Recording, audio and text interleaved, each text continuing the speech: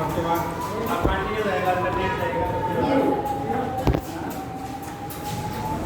आपसे बातें जाते हुए तो घबराहट उतर आ गई। आपसे बहुत दिन से बातें हुई नहीं से तो घबराहट उतर आ गई। चलिए मारता हो गया तुम लोग? क्या सर? मारता हो गया तुम लोग? नहीं सर, आप आ नहीं लेते ना, इसलिए तो घबराहट दबा गए तो अच्छी सलाह में सभी ऑक्सीजन मात्रा बढ़ जाएगी। ऑक्सीजन तो बाया वाले बढ़ाते हैं यार। क्या काम करते हैं? एनर्जी बढ़ जाएगी। अभी भी है, क्या हो गई? फ्रिक्शन चल रहा था। Yes sir. आपको बेसिक आंसर बता दिया था बेटा फ्रिक्शन का, ठीक है? फ्रिक्शन के फार्मूले वगैरह हो गए थे, चीज़ें आपकी हो गई थी। आगे आपको बता दूँ कि कैसे हमारे डिफरेंट एप्लीकेशन आते हैं। एप्लीकेशन नहीं होता बेटा, लेकिन काफ़ी चीज़ें पूरा हो जाती है।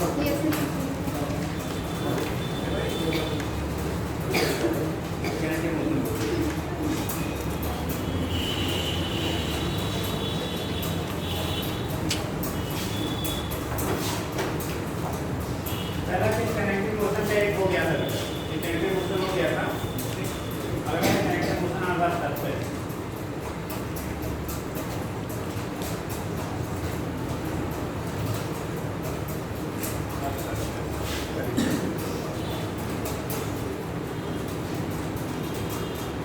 हमने दो ग्राफ के लिए कर दिया था, दोनों कैसे हॉरिजॉन्टल सरफेस पे रखे थे।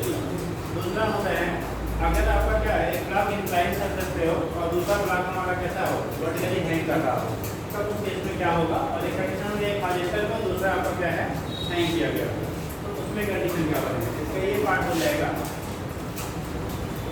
Maximum mass of hanging body निकाल लेंगे। Maximum mass of hanging body, ये कलर दिख रहा है? Yes sir. कलर विजिबिलिटी है ना, तो दूसरा चेंज कर दें। दिख रहा है, चलो ठीक है। तो maximum mass of hanging body हम लोग कितना कर सकते हैं? देखो कंडीशन अंदर बेटा, एक अगर ब्लॉक है,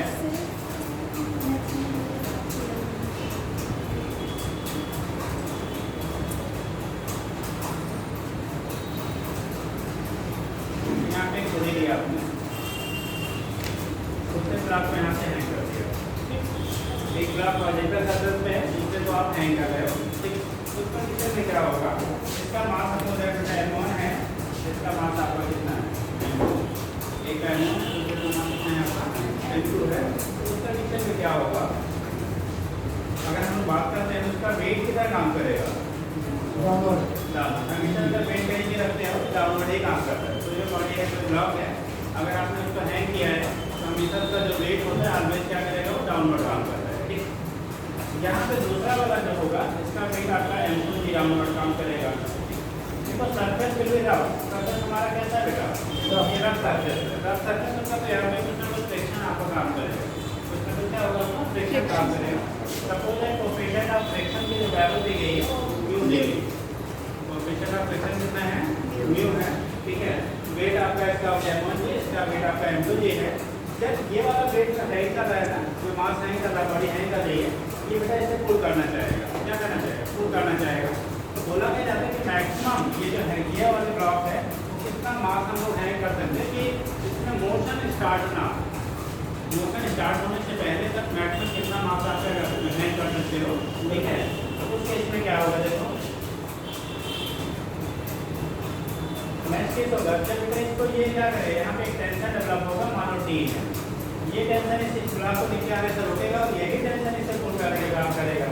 अभी हमें क्या बोला गया है कि मोशन स्टार्ट ना हो, अगर मोशन ना स्टार्ट हो इसका मतलब एक्सीलरेशन की वैल्यू 0 एंड वेलोसिटी की वैल्यू भी क्या है, 0। अगर एक्सीलरेट होगा ना तो उसमें कोई वेलोसिटी है, दोनों चीज़ें अभी क्या है, 0 है रेस्ट सिस्टम में। तो जब ये इधर की तरफ पुल करेगा तो उसका एक फ्रिक्शन फोर्स आएगा जो पीछे की तरफ रहेगा।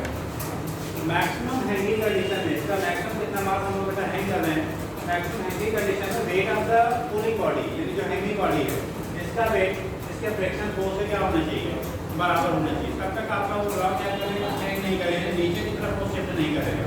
तो ये maximum hanging condition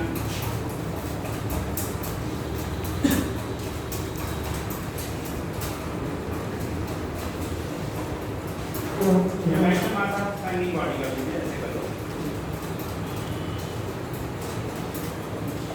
maximum mass of hanging body,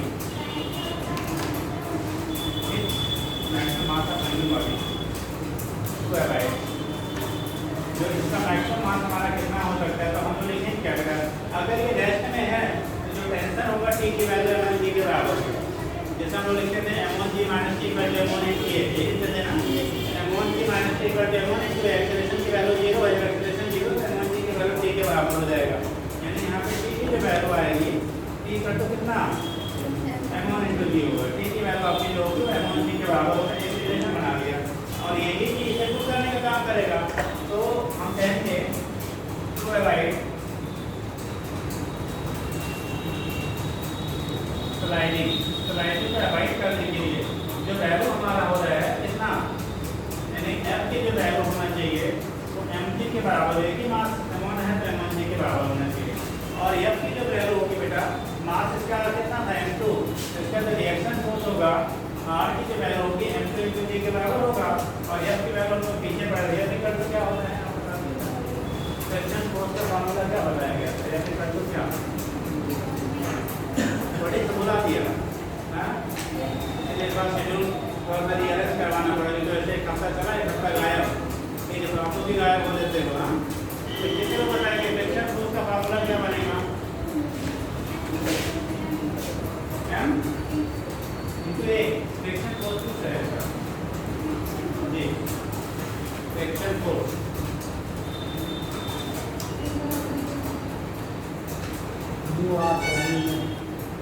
ऐसे equal to mu into R पढ़ा था, और आर इक्वल टू क्या होता है आपका mg के बराबर होता है। तो यहाँ पे आएगा म्यू इनटू m की वैल्यू, r की वैल्यू m2g है, mu into m2g equal to m1 into a, m1 into g। हमें निकालना था किसकी वैल्यू, मैक्सिमम कितना मास आप हैंग कर सकते हो। देखो g जी क्या हो गया बेटा, दोनों साइड कैंसिल आओ, तो हैंगिंग बॉडी का मास जो होगा म्यू इनटू m2 के बराबर। मैक्सिमम कितना हम लोग मास नहीं कर सकते हैं, maximum mass of hanging body अगर आपको निकालना है ठीक, तो केस में उसकी वैल्यू जो कि म्यू इनटू m2 के बराबर होगा, अगर ये हॉरिजॉन्टल रफ सरफेस पे रखा गया है तो मतलब अगर इतने मास की ये बॉडी है, हमने हैंग किया है, तब तक इसमें ये मूव नहीं करेगा। जैसे इसके मास की वैल्यू हम लोग इस वैल्यू से म्यू m2 से क्या करेंगे, इंक्रीज करेंगे, मोशन स्टार्ट हो जाएगा। ठीक, तो मोशन इसमें स्टार्ट ना हो उसे अवॉइड करने के लिए मैक्सिमम जो वैल्यू हो सकता है, मैक्सिमम उससे कम रहेगा तो नहीं होगा, बट मैक्सिमम जो अपना हैंग कर सकते हैं वो वैल्यू हमारा म्यू इनटू m2 के बराबर होगा। अगर हैंगिंग बॉडी का मास इससे ज़्यादा हुआ तो आपका मोशन क्या जो सिस्टम है वो मूव करने लगेगा, क्योंकि वो एक्सीलरेट होने लगेगा। ठीक है, तो उसके इसमें मोशन को अवॉइड करने के लिए जो वैल्यू हमारा होना चाहिए वो मैक्सिमम हम इतना कर सकते हैं, इतना हो या इससे कम, जब मैक्सिमम बोला जाएगा तो मैक्सिमम लेंगे, अब आगे जितना हो सकता है तो m1 लेस इक्वल और less than m2 into g, पर बोलेगा मैक्सिमम कितना हो सकता है, तो आप बोलोगे कितना m2 म्यू इनटू m2 के बराबर। मतलब इससे अगर आपका वैल्यू ज़्यादा हुआ तो आपकी बॉडी क्या करेगी, स्लाइड कर देगी। ठीक, तो स्लाइडिंग के अवॉइड करने के लिए ये सिचुएशन आपका हो जाएगा। जल्दी से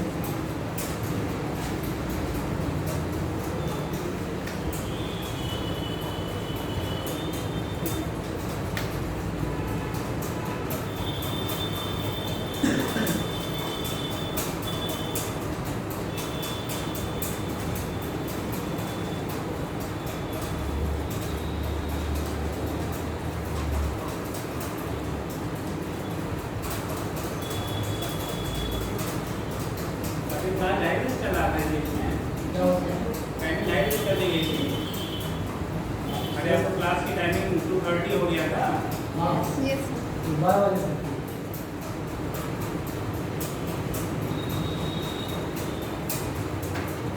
सर जी इसी पर मास रखने वाला यूज वाला कर सकते हैं। चलिए होने दीजिए।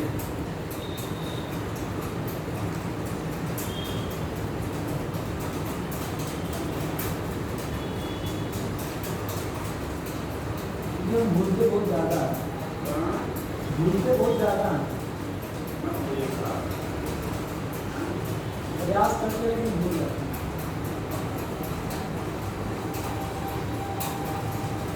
बाद में अफसोस होता है। बाद में सोच होता है भूल क्यों गए।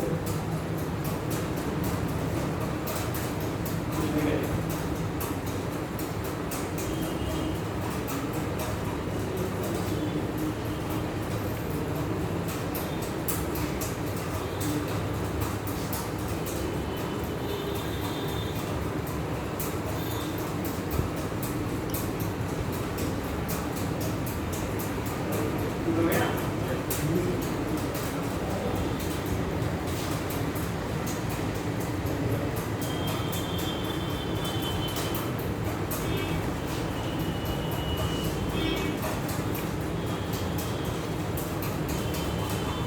दूसरा हो सकता है अगर एक बॉडी हैंग कर रही है दूसरी बॉडी ऊपर रखी वहाँ पे जैसे एडिशनल मास कितना रख दिया जाए कि बॉडी का मोशन स्टॉप कर दे दूसरे जैसे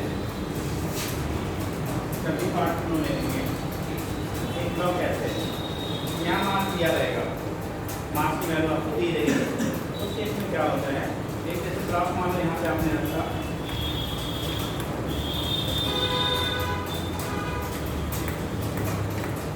वैल्यू M1 है इसकी वैल्यू M2 और टेंशन यहाँ पे दी है टेंशन की वैल्यू दी बोला क्या जा रहा है बेटा इसका वेट कितना काम करेगा वेट आपका है वेट कितना काम करेगा डाउनवर्ड इसका भी वेट आपका कितना काम करेगा डाउनवर्ड ठीक यहाँ पे अगर फ्रिक्शन है तो फ्रिक्शन पीछे की तरफ रहेगा किधर रहेगा फ्रिक्शन फूट पीछे की तरफ रहेगा सिचुएशन क्या दिया जा रहा है इस कंडीशन में जो M1G है इस फ्रिक्शन फोर्स से ज़्यादा है M1G की वैल्यू इस फ्रिक्शन फोर्स से बेटा ज़्यादा होगा तो ये क्या करेगा स्लाइड करना स्टार्ट कर देगा अगर जैसे इस केस में उन्होंने क्या लिया था M1G की जो वैल्यू थी वो इस फ्रिक्शन फोर्स के बराबर हो गया था तो यहाँ पे बराबर कर लिया था ना तो बराबर कर लिया तो मोशन नहीं हो रहा था तो उस कंडीशन में कितना मास हैंगिंग बॉडी का होगा ये हमने निकाल दिया सेकेंड टाइप का क्वेश्चन बनता है कि आपको एक बॉडी आपकी दी गई है जो हैंगिंग है दूसरी बॉडी आधेंता सर्फेस पर रखा गया है लेकिन इस सिचुएशन में M1G की वैल्यू इसमें लगने वाला फ्रिक्शन फोर्स है उससे ग्रेटर ज़्यादा और जैसे ही अगर वो ज़्यादा होगा तो ये वाला नीचे की तरफ आना स्टार्ट करेगा तो ये वाला पावर डायरेक्शन में जाएगा अब कंडीशन क्या कह रहा है कि इसके अलावा फाइंड करना होगा mass of another body which is put over the mass of M2 यानी कि M2 वाले ब्लॉक पे अगर इसके ब्लॉक में A ले लिया सपोज दैट इस ब्लॉक को हमने A ले लिया इस ब्लॉक को हमने B लिख दिया बोला जाता है mass of another body C which is put over block B so that sliding can be stopped ठीक यानी कि इससे आपका जो ब्लॉक है वो स्लाइड ना करे स्लाइडिंग को रोकने के लिए स्लाइडिंग को राइट करने के लिए रोकने के लिए आपको इसके ऊपर रखे हुए ब्लॉक का मास कितना होना चाहिए उसको कैसे हम फाइंड करते हैं तो हमने सब कुछ है एक अनदर ब्लॉक में यहाँ पे C रखा कंडीशन दिया गया है friction force here friction force F की वैल्यू लेस देन आपका M1 * G M1 है बेटा M1 G से कम है कैसा है M1 G से कम है तो mass of another block C तो ऐसे लगा motion start motion will start ठीक ये फ्रिक्शन फोर्स ठीक है जो फ्रिक्शन फोर्स है पहले से M1 G है तो मोशन क्या होगा स्टार्ट हो जाएगा तो avoid motion avoid motion other mass बोला आ गया था तो अवॉइड मोशन मास ऑफ या ब्लॉक ऑफ मास करो to avoid motion block mass of block is block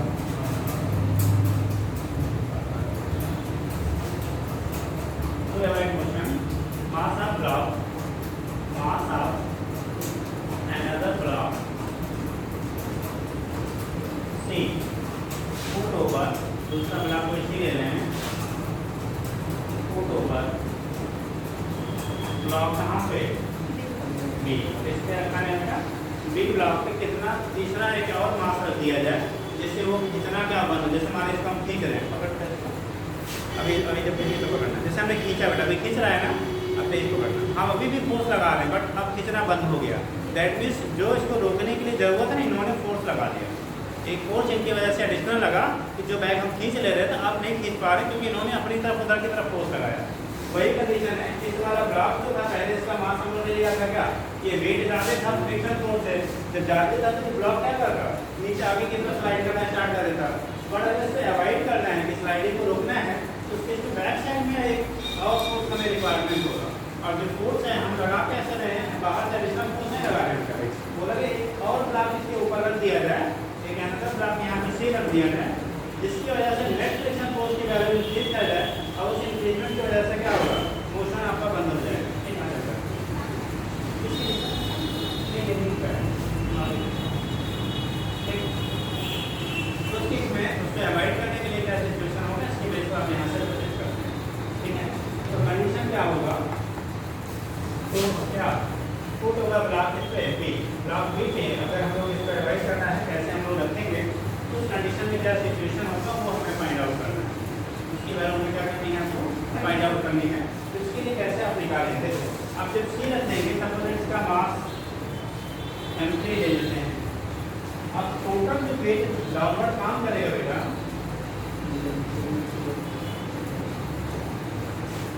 total पे जो वेट डाउनवर्ड काम करेगा, अब टोटल वेट इसका भी वेट डाउनवर्ड काम करेगा ना, एक तो इसका था और ये भी आपका m3 क्या हो गया नीचे की तरफ काम करेगा। अब इस दोनों की वजह से नेट आपका रिएक्शन होगा, दोनों फ्रिक्शन डेवलप करेंगे। तो इस केस में क्या होगा, अब नेट फ्रिक्शन फोर्स हमारे F' है, F' की वैल्यू जो होना चाहिए वो m1/g के बराबर होना चाहिए। लेकिन अब जो F' होगा बेटा वो खाली m2/g की वजह से नहीं हो रहा है, अब तो F' हमें मिल रहा है,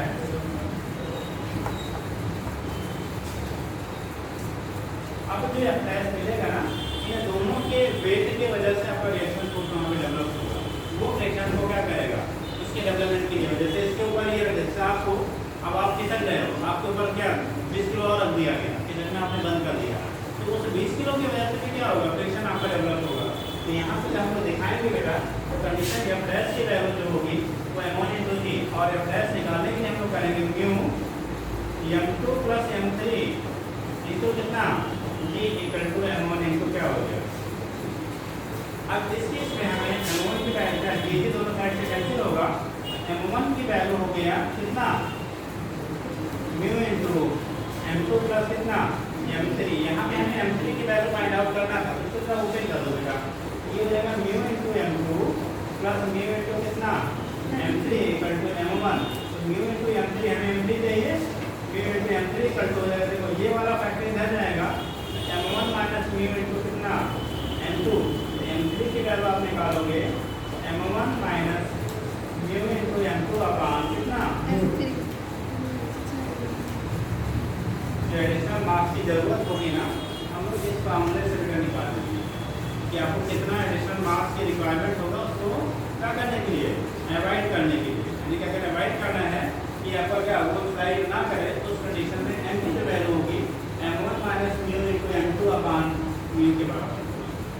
ठीक है, तो इसके बेस पर हमारा रिप्रेजेंटेशन हो जाता है कितना आपका मार्क्स की वहाँ पर नीड होगी एडिशनल उसके मोशन को क्या करने के लिए, रोकने के लिए। इस फार्मूले के बेस पर हम लोग बेटा निकाल लेते हैं, हो जाएगा, नोट कर लीजिए, लिख लीजिए, भले से लिखे हुए हैं, दोबारा लिख लीजिए, नहीं बार लिखेंगे जी सर जी। इसके एनसीईआरटी थोड़ी बहुत डिटेल में नहीं दिया है, क्वेश्चन यही पूछता है, क्या कह रहे हैं, एनसीईआरटी थोड़ी बहुत डिटेल में नहीं दिया, लेकिन यही क्वेश्चन पूछता है।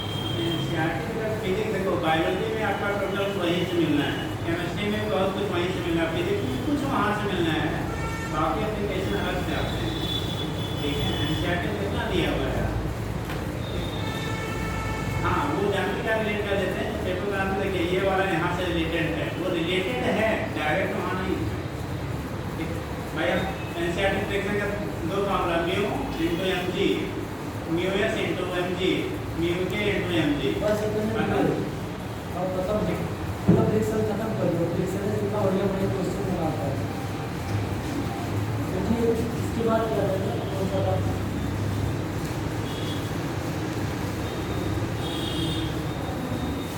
होगा बेटा, यानी करिए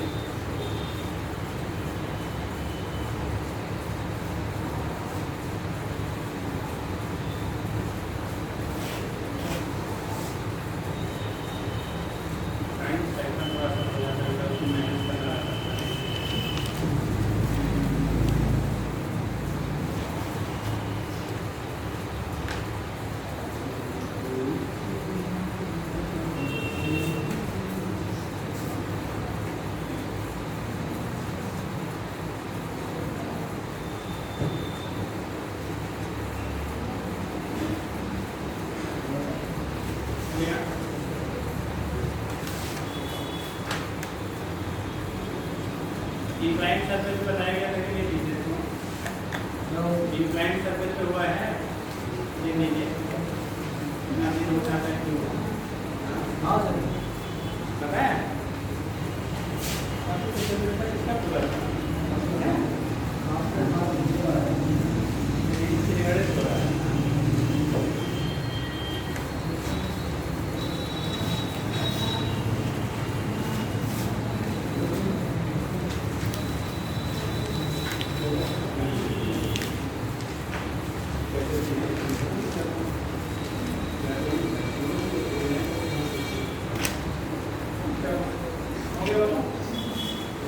हो गया है?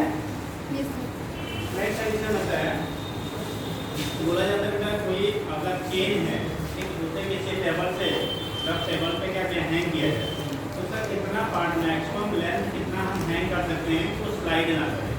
ठीक, मैक्सिमम कितना लेंथ आप हैंग कर सकते हैं उसकी स्लाइडिंग ना करें। ठीक, तो उसके लिए क्या होगा? चेन वगैरह नहीं रखा है कोई? चेन नहीं रखा है ना? तो हैंग की गिराई दी थी? गिरा दी? अच्छा तुम्हारा नहीं है इसलिए कह रही है। हाँ अरे नीचे नहीं गिरेंगे डोंट वरी। जैसे ये है बेटा, मान लो यहाँ चेन नहीं है, कुछ है ऐसा लेवल किसी के पास, चलो गिरेगा नहीं, हल्का बहुत। हाँ निकाल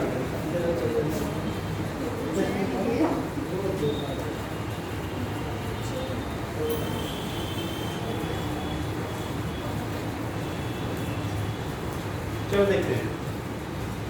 सपोज है ये आपका है, एक टेबल है, रफ है। हम लोग क्या करेंगे बेटा, ऐसे मान लो आप चेन को रख दीजिए, तो अभी चेन को रख दिया, क्या स्लाइड करना है? अभी स्लाइडिंग नहीं होगी। हमने क्या किया, इसको थोड़ा सा और किया, अभी रुका हुआ है, बट अब थोड़ा सा अगर आप बढ़ाएं, देखो ये अभी तो खिसक जाएगा।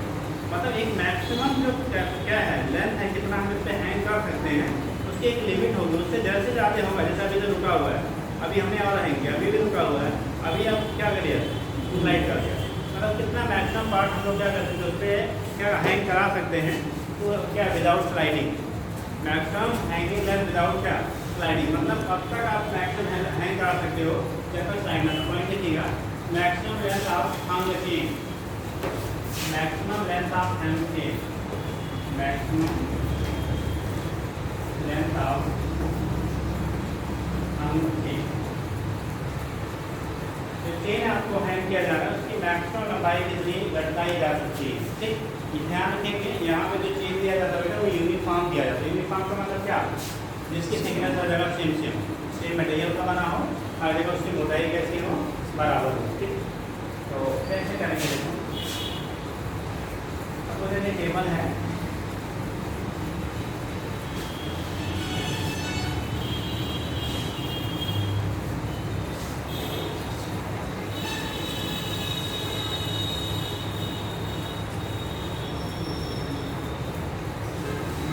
यहाँ से क्या किया हमने,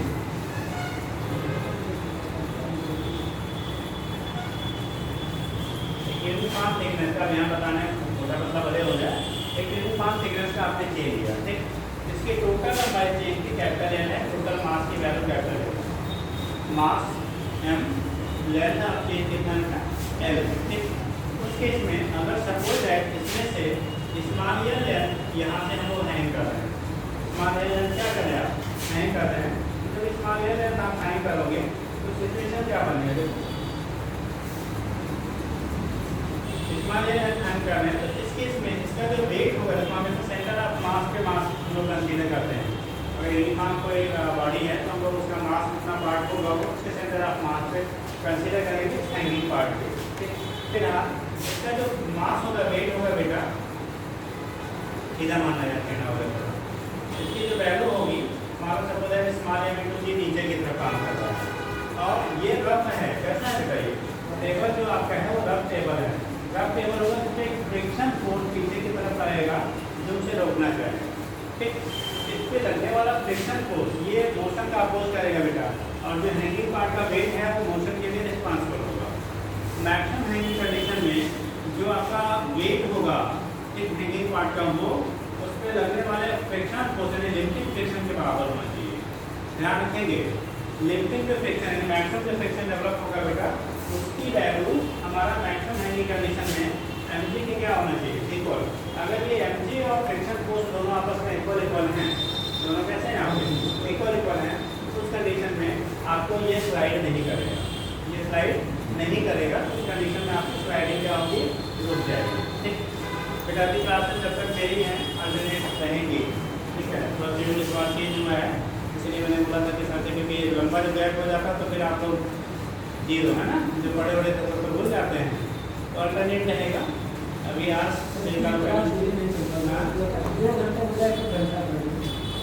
शेड्यूल तो पहले हम लोग इसीलिए ऐसे बनाया गया था, बट अब की बार स्ट्रिक्टली वहाँ से फॉलो करवाया जा रहा है, इसमें नुकसान होता है फिर बट अब क्या बोला जाए, जो भी है कंडीशन वो वहाँ लखनऊ के गाड़ी है कि वही होटल पहले से तक डेढ़ घंटे वही लेक्चर जब से स्टार्ट हुआ है तभी, बढ़िया है कि उसको रीसेट करके वो 3 घंटे रोज चलते थे, दिनों पीरियड हो जाते थे। अभी क्या है कि मैंने स्ट्रिक्टली है उसी के गार्डिंग जो आपको आया है शेड्यूल, उसके गार्डिंग ही चलना है, तो भी 3 घंटा ही चलेगा, 2 सब्जेक्ट चलेगा। इसमें एक प्रॉब्लम क्या आती है कि जो बीच में रेगुलरिटी होती है वो सब्जेक्ट बीच में भूलने लगता है। अब आज 5-6 लेक्चर के बाद हो रहा है, तो ये अच्छी बात हो पीछे का चीज़ें रिकॉर्ड करने में टाइम लगता है वो है, बट जो डिज़ाइन किया गया है वहाँ से वो उसको फॉलो करना है।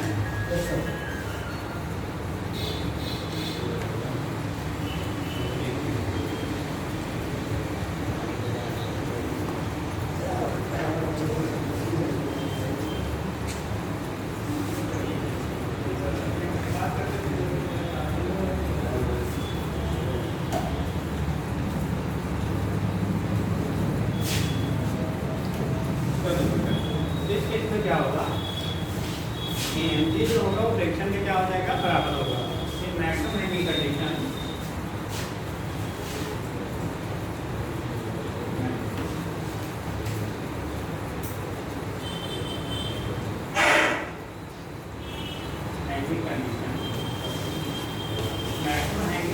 बेटा, ठीक है, जब की वैल्यू जो होगी ये जब mg के बराबर होना चाहिए, अब हमें मास निकालना पड़ेगा। कितना पार्ट आपका देखो, अगर हम लोग लीजिए मास डेंसिटी यानी मास पर यूनिट लेंथ निकालते हैं तो क्या वैल्यू मिलेगा, मास पर यूनिट लेंथ। ठीक है, अगर सपोज ऐसे लैम्डा से निकाले इसी को एरिया मास डेंसिटी कह देते हैं, ठीक। तो उस केस में टोटल मास कितना था, m, टोटल लेंथ कितना था, l, इसकी वैल्यू m/l हो जाएगा। और कितना पार्ट हैंग कर रहा है, स्मॉल l, तो हैंगिंग पार्ट अगर मास निकालना है, इस लटके हुए भाग का आपको मास निकालना है, तो कंडीशन क्या होगा, mass of hanging part, mass of hanging part. तो हैंगिंग पार्ट का मास होगा बेटा स्मॉल l की वैल्यू जो होगी ये लैम्डा इंटू l के बराबर हो जाएगा। लैम्डा की वैल्यू कितना है, m/कैपिटल N इंटू स्मॉल l, जैसे कह सकते हैं capital M small l upon क्या, कैपिटल L। ये हैंगिंग पार्ट का मास हमने निकाल लिया, ठीक। तो इसका जो वेट होगा वहाँ पे मास हम ये रखेंगे, ठीक। और रिमेनिंग पार्ट का मास क्या होगा, मास ऑफ रिमेनिंग पार्ट, यहाँ जो ऊपर बचा हुआ टोटल मास है जब में से इतना माइनस का तो रिमेनिंग पार्ट का मास मिल जाएगा ना, mass of remaining part, mass of remaining मतलब जो आपका टेबल पे है रिमेनिंग पार्ट। तो जब रिमेनिंग पार्ट का मास हम लोग निकालेंगे बेटा, तो रिमेनिंग पार्ट का मास जो होगा उसको मान हमने m डैश मान लिया, तो capital M minus small m होगा। कैपिटल M की वैल्यू m है और इसका वैल्यू है m bracket small l upon capital L। देखो ये यहाँ से कॉमन होगा बेटा, 1 माइनस स्मॉल l अपॉन क्या, कैपिटल L हो गया, ये m डैश का वैल्यू हो गया। जो इस यहाँ पे इसका मास जो बचा, इस इतने पोर्शन का जो मास है, इस पोर्शन का मास आपका अगर m डैश है तो m डैश की वैल्यू यहाँ से निकालिए, ठीक। अब ये बताओ, जैसे पूछा जाएगा बताया, हाँ बताएंगे, जो फ्रिक्शन डेवलप होगा बेटा, जो क्या होगा आपका फ्रिक्शन डेवलप होगा, वो उसके रिस्पांसिबल स्मॉल m होगा या m डैश होगा या टोटल m होगा। फ्रिक्शन के लिए कौन यहाँ पे इस कंडीशन में रिस्पांसिबल होगा, कैपिटल M, m डैश या स्मॉल m।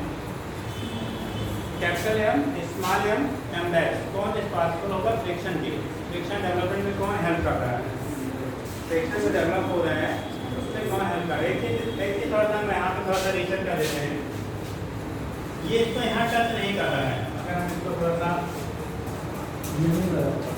हाँ, थोड़ा सा इसको हटा लेते हैं, यहाँ से कंफ्यूजन आप ये हो सकता है।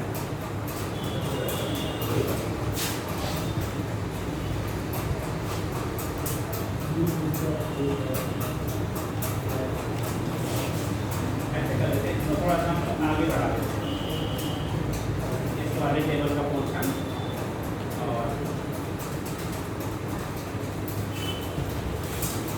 ये पोर्शन हमारा यह हैंगिंग का, इसलिए ऐसे करा ना कि जो आपको एक कंफ्यूजन हो सकता है, ये यहाँ पे प्लस करा, सोचो कि यहाँ भी फ्रिक्शन डेवलप होगा, वहाँ फ्रिक्शन नहीं लग रहा है।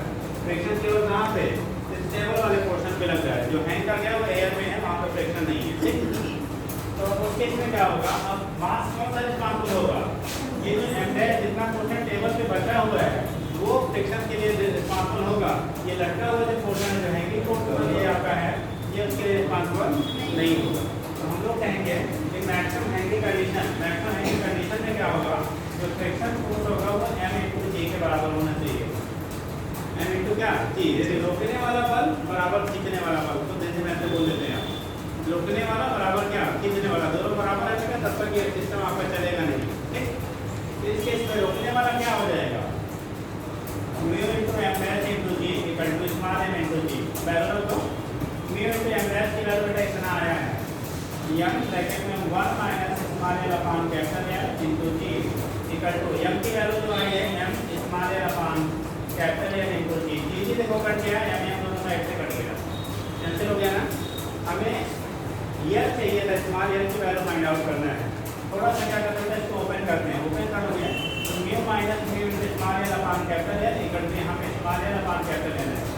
इस l वाले फैक्टर को एक साइड में करो, म्यू को एक साइड में करो, ये उधर जाएगा प्लस हो जाएगा इसका। तो म्यू की वैल्यू हो गया mu into small l upon capital L plus small l upon capital L, दोनों में small l upon capital L common है, ठीक।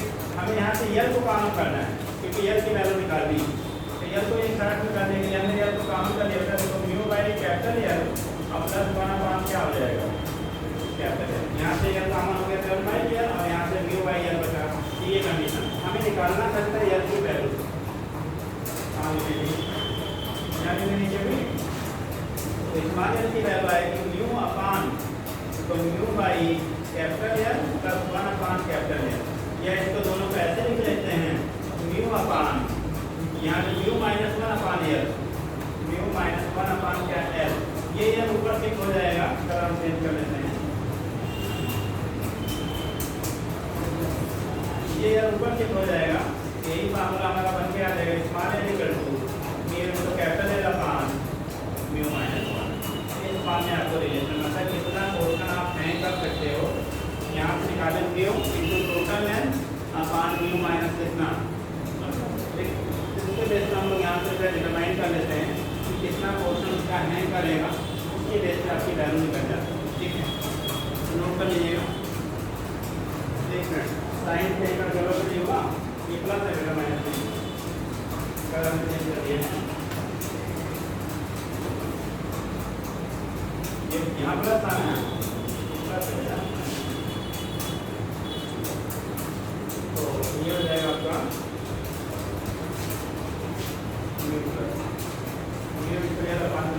अरे यहाँ पर प्लस था, ये के साथ हो गया क्या हो गया 1 के बराबर हो गया, तो यहाँ से जितना पार्ट हम हैंग कर सकते हैं वो निकल जाएगा।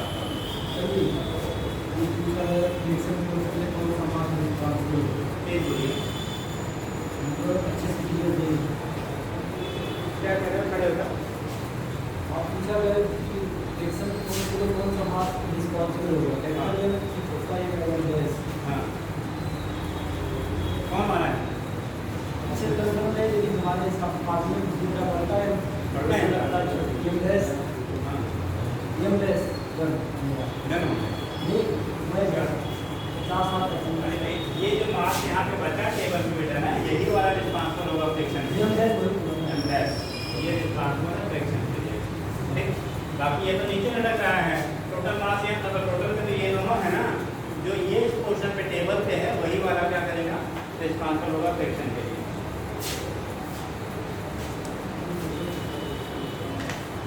नीचे से भी आप पक्का कर रहे हो, क्या कर रहे हो गया,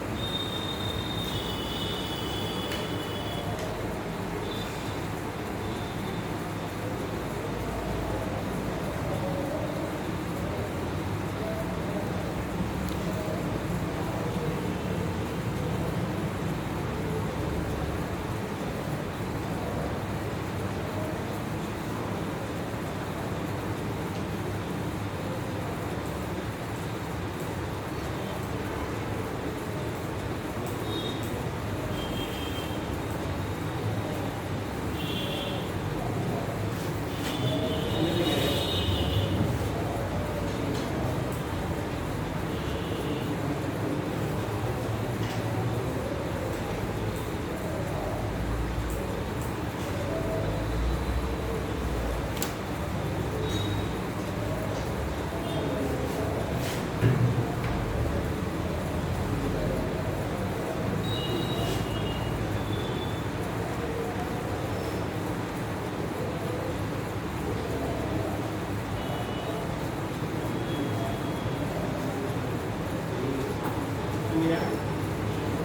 समझ में आएगा तो पूछ लेना बेटा, प्रयास करने के बाद भी समझ जाइए। हाँ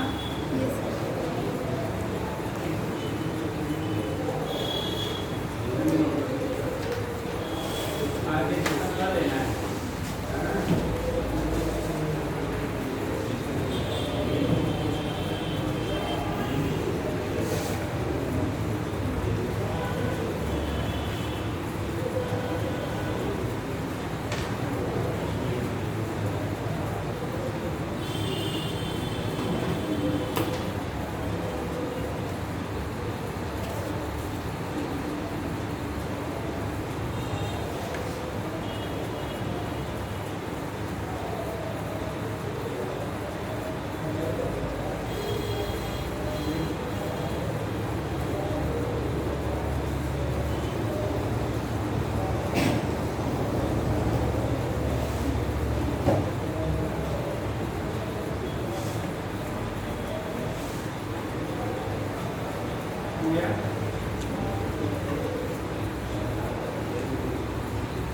ये बता दीजिए कितने लोगों को नहीं समझ पाए?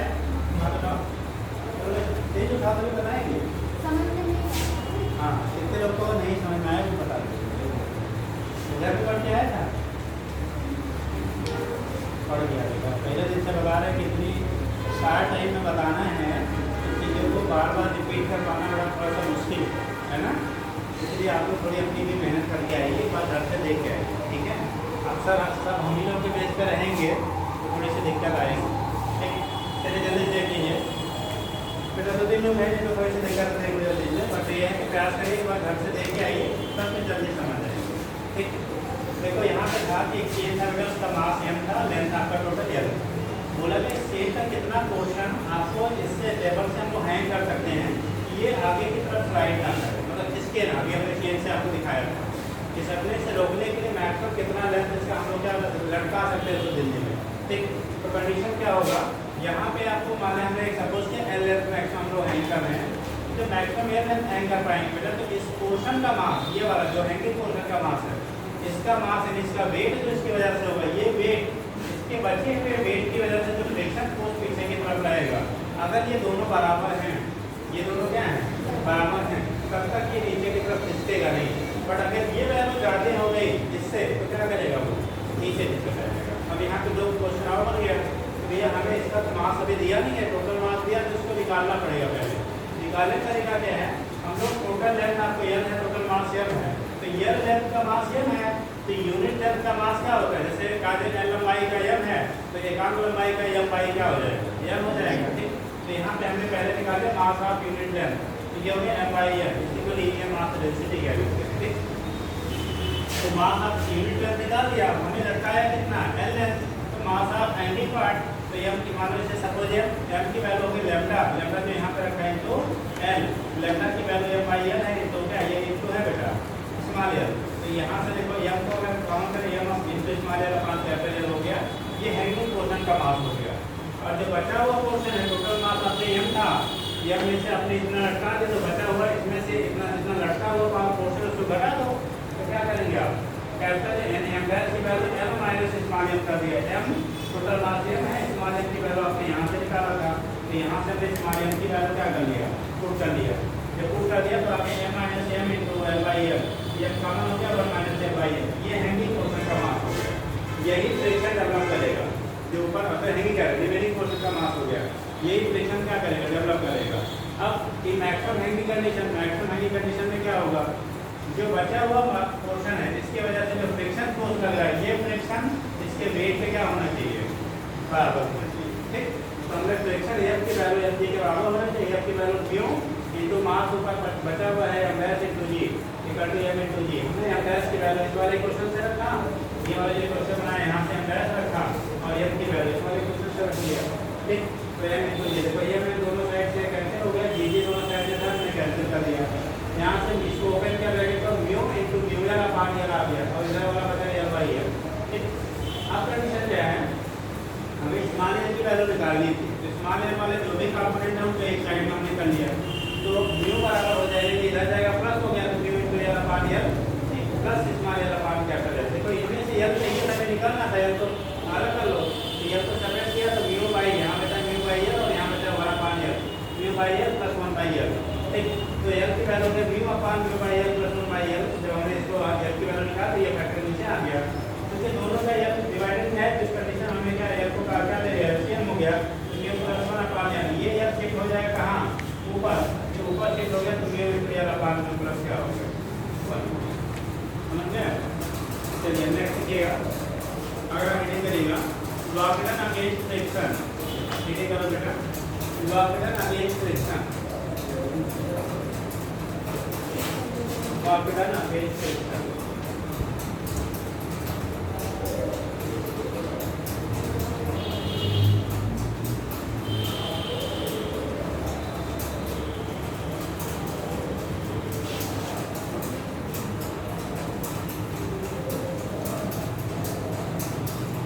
लॉगरिथम अगेंस्ट फ्रिक्शन है, against A B A I N S T है, ठीक, लॉगरिथम अगेंस्ट क्या है, फ्रिक्शन।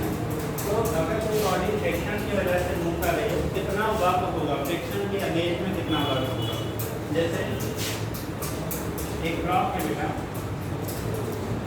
यह मास क्या है, तो फ्रिक्शन का फ्रिक्शन की वैल्यू क्यों है, यहाँ से इस पोजीशन से इस पोजीशन तक लाया है, इसके बीच का सेपरेशन मान लो एस है, कितना है एच है। बोला क्या जा लगेगा, यहाँ से यहाँ तक आने में जो फ्रिक्शन है उसके अगेंस्ट में वर्क की वैल्यू दिखती है। जैसे फ्रिक्शन मेरा कितना लगेगा, हमेशा फ्रिक्शन मोशन का अपोज करता है, फ्रिक्शन का काम है गति का विरोध करना, तो ठीक। तो अगर हम ब्लॉक को इधर शिफ्ट कर रहे हैं तो फ्रिक्शन कितना लगेगा, पीछे की तरफ रहेगा, फ्रिक्शन तो लग रहा है ना, इसकी वजह से आपका ब्लॉक यहाँ से इतना डिस्टेंस चला, तो वर्जन जो फ्रिक्शन की वजह से होगा वो कितना होगा, पहले निकालो एम की वैल्यू, इसका मास एम है, एम सी नीचे लगेगा, रिएक्शन फोर्स आर ऊपर लगेगा, तो एम की वैल्यू जो फ्रिक्शन फोर्स होगा म्यू इनटू एम सी के बराबर, एम की वैल्यू कितनी हो गई, म्यू इनटू एम सी के बराबर हो गया। इस फोर्स के अगेंस्ट में हमें वर्जन निकालना है, तो यहाँ पे इनटू एस होगा, डब्ल्यू इक्वल एफ एस पढ़ा है ना, W equal F S cos theta आपने पढ़ा होगा, डब्ल्यू इक्वल क्या पढ़ा आपने, S into S cos theta. तो यहाँ पे हम लोग को किधर लग रहा है, चल नहीं इधर, इसका मतलब निगेटिव आपका वर्क मिलेगा, भाई हम कितना फोर्स करवा रहे इधर, वाले ब्लॉक को ले जा रहे हैं इधर, इसका मतलब क्या होगा, जो वर्क होगा वो निगेटिव में मिलेगा। तो work against friction, work into friction, work against friction in shifting block,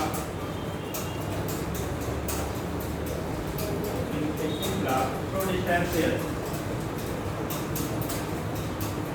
तो डिस्टेंस क्या एस डिस्टेंस शिफ्ट करने में कितना वर्क करना पड़ेगा, तो डब्ल्यू की जो वैल्यू होगी बेटा F into friction force, F into S into cos theta हो जाएगा, एफ इनटू एस इनटू क्या कॉस थीटा हो जाएगा, F into S cos theta, cos theta value ये जा रहा है इधर, फ्रिक्शन लग रहा है इधर, तो 180 होगा 180, कितने लोगों को पता है कॉस 180 की वैल्यू बेटा, निगेटिव कॉस 180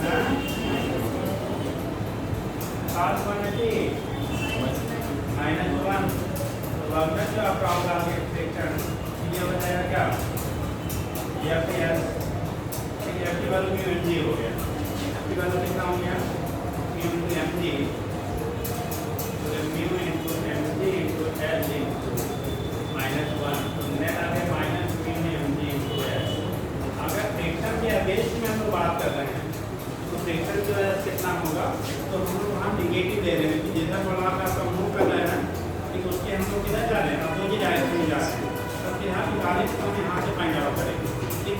लेकिन साइन आपका अगर साइन पर सीधा नहीं किया जा रहा है तो सीधा निकलेगा कितना, mu into M G into, अगर साइन को सीधा नहीं करेंगे तो म्यू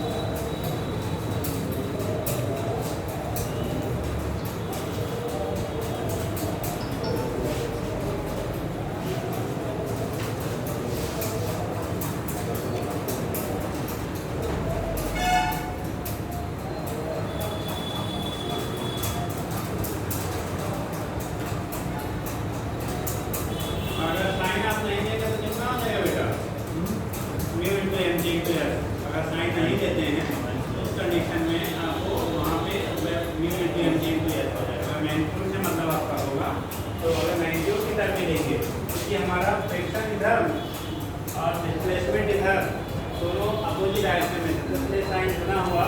अगर आपको क्या हो गया साइन कंसीडर नहीं करना है तो mu into M G into S के बराबर हो जाएगा। यूज कर लीजिए।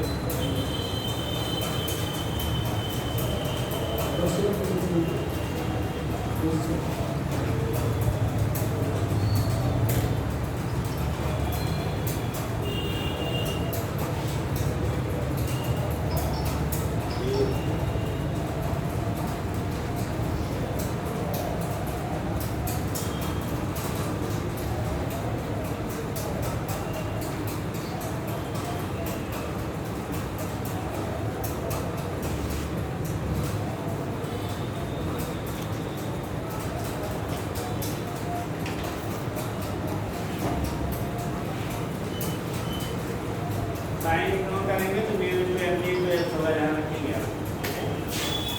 साइन क्यों इंडिकेट कर रहा कि जिधर हम लोग ले जा रहे हैं वो फ्रैक्शन के कैसे है, तो ये लिखना कंपल्सरी नहीं है। चलिए दूसरा आपका होता है, अगर हो गया बेटा, हो गया इंक्लाइन सरफेस पे आपका हो, कैसा हो इंक्लाइन सरफेस पे हो तब क्या होगा, कभी बात कर लो।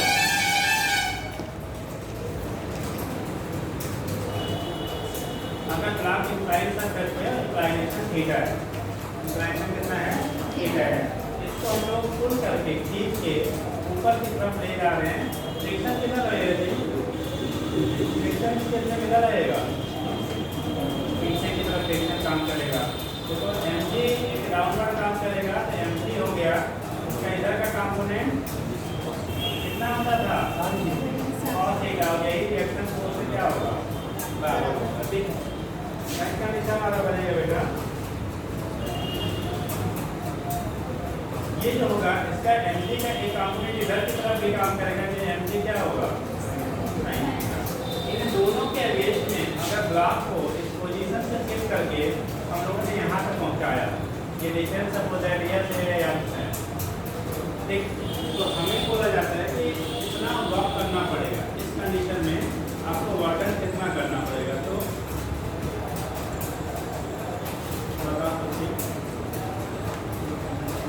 Water is shifting the block from distance s against the friction, ठीक, तो कितना करना पड़ेगा आपकी बात क्या, कोई फ्रिक्शन अपोज करेगा या कोई और भी फैक्टर अपोज करेगा, देखो पीछे वाले खाली फ्रिक्शन लोग ग्राफ आएगा, आपकी बात पीछे की तरफ कौन कौन से बल लग रहे हैं, एक तो फ्रिक्शन और दूसरा एमजी, दो फोर्सेस पीछे की तरफ है, दोनों के अगेंस्ट में हमको क्या करना है, डिस्प्लेस करना है। तो वर्क डन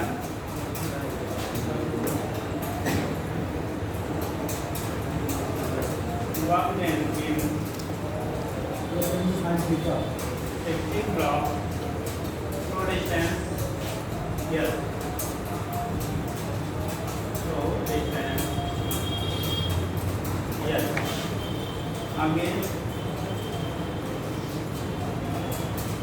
friction के अगेंस्ट यह डिस्टेंस करने में हमें वर्क कितना करना पड़ेगा, ये वैल्यू को कैसे निकालेंगे। इस कंडीशन में होगा डब्ल्यू की वैल्यू टोटल नेट या तो यस के बराबर होता है, ठीक, अब यस की वैल्यू होगी बेटा कितना M G sine theta plus mu into M G cos theta into S, ठीक, साइन नहीं यहाँ पे कंसीडर कर रहे हैं, तो कंडीशन हो गया M G sine theta plus mu into cos theta into S. देखो इनमें से एम जी दोनों जगहों पे क्या है कॉमन है, एम जी आप कॉमन कर लो बेटा, ब्रैकेट में आएगा साइन थीटा प्लस कितना mu cos theta into S के बराबर हो गया।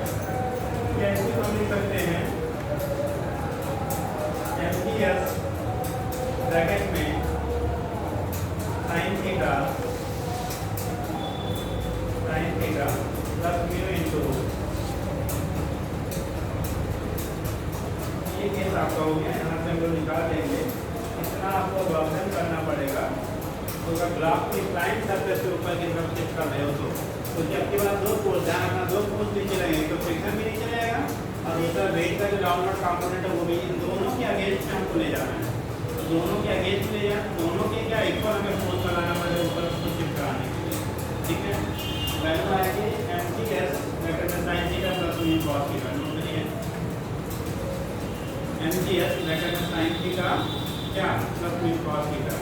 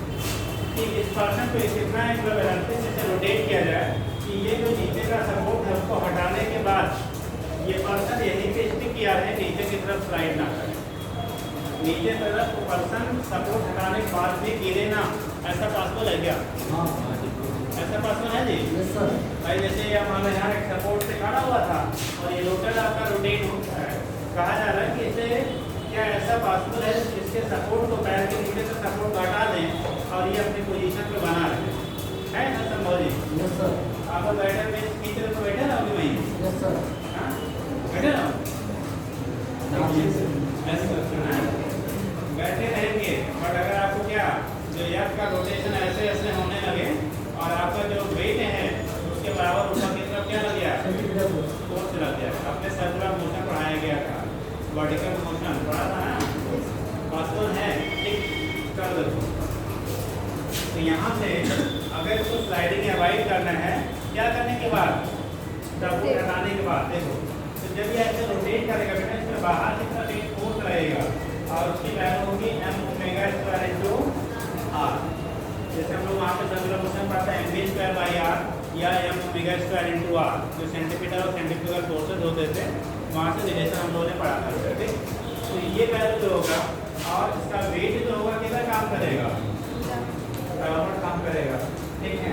इस केस में अगर इस पर फ्रिक्शन जो लग रहा है बेटा, अगर ऊपर की तरफ इतनी सफिशिएंट क्वांटिटी में लग जाए, इतनी सफिशिएंट क्वांटिटी में क्या हो लग जाए कि ये ऊपर की तरफ जो लगने वाला फ्रिक्शन है, तो फ्रिक्शन इसके इस वेट को बैलेंस कर ले। अगर इसके लगने वाला फ्रिक्शन उस इसके वेट को बैलेंस कर ले तो नीचे नहीं खिसकेगा यार, ये तो कंडीशन होगा ना। देखिए इसमें सबसे बड़ा क्वेश्चन ये है कि जो अभी तक हम लोगों ने पढ़ा था कि रिएक्शन फोर्स mg के बराबर होता था या तो mg cos थीटा के बराबर लिया था इंक्लाइन सरफेस पे। इस सिचुएशन में रिएक्शन फोर्स कितना होगा, mg के बराबर, mg cos थीटा के बराबर, mg sin थीटा के बराबर या कुछ और वैल्यू जो होगी कितने के बराबर होगी, ये आपको फाइंड आउट करना है। वैल्यू कितने के बराबर होगा ये आपको डिटरमाइन करना है, ठीक है।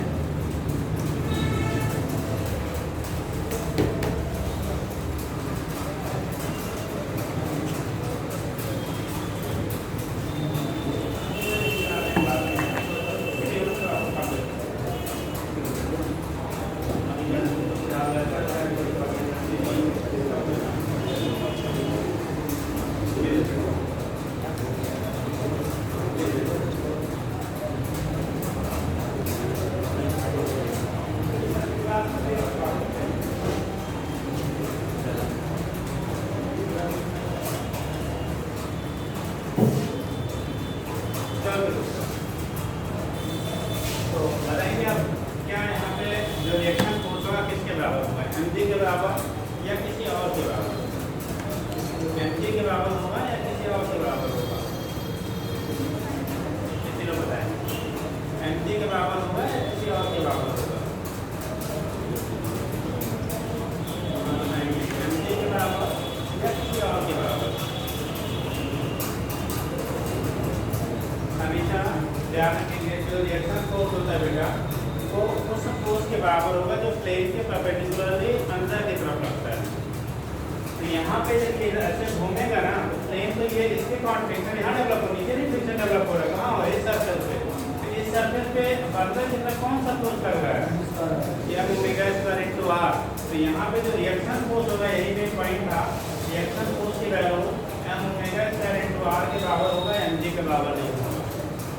अभी तक हम लोग पढ़ते थे mg या mg cos थीटा के बराबर लिखते थे, अभी यहाँ पे कितना है, m omega square into r। तो ऐसे सिचुएशन में जब निकालेंगे तो r की वैल्यू होगी m ओमेगा स्क्वायर इनटू क्या हो जाएगा, r के बराबर होगा, समझ गया। तो r की वैल्यू होगी m ओमेगा स्क्वायर इनटू क्या हो जाएगा, r की इक्वल हो जाएगा। यहाँ पे इसकी वजह से हम लोग क्या करेंगे, फाइंड आउट कर लेते हैं क्या होता है, कैसे होता है। अब देखो जरा असेसमेंट सिचुएशन क्या आपका हो रहा है, r equal to m omega square into r हो गया, तो हम लोग निकालेंगे to avoid sliding of person, to avoid sliding of person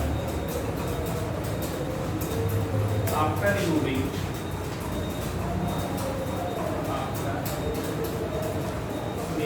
support. Support को रिमूव करने के बाद आफ्टर रिमूविंग सपोर्ट को अगर रिमूव कर देते हैं उस कंडीशन में आपको क्या सिचुएशन होगा, अगर इसको अवॉइड करना है तो अवॉइड करना है, यानी एफ की वैल्यू जो होगा मैक्सिमम कंडीशन जो मिलना है होगा वो क्या mg के बराबर, या फिर इससे बराबर हो या उससे ज़्यादा हो तब तक आप नीचे स्लाइड नहीं करेगा। कम हुआ तो क्या करेंगे, सपोर्ट हटाने के बाद नीचे आप आ जाओगे, ठीक। एफ की वैल्यू की तरह mu into m omega square into r equal to mg। अभी हम दोनों जगहों से क्या हो गया कैंसिल, हमें ओमेगा चाहिए, omega square equal to g upon m into r हो जाएगा बेटा, और यहाँ तो ओमेगा स्क्वायर हो जाएगी अंडर रूट g बाई कितना जो वैल्यू होगी रूट जी अपान कितना होगा म्यू आर के बराबर होगा। ओमेगा वैल्यू होगी root G by mu R. Omega की वैल्यू होगी रूट से omega equal to root G by क्या हो गया म्यू टू आर। ये पूरा गलत है, यहाँ से हम निकाल लेते हैं।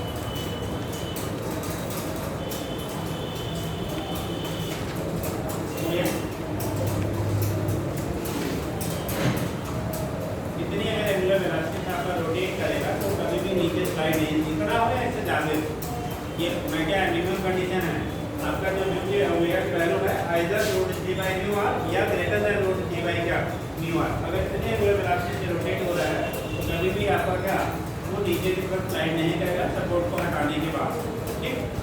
और इससे अगर कम हुआ तो क्या करेगा वो नीचे की तरफ स्लाइड करेगा। अगर इससे कम होगा तो उसको नीचे की तरफ क्या हो जाएगी स्लाइडिंग हो जाएगी। उसके बेस पर आप दिखा देते हैं, ठीक है।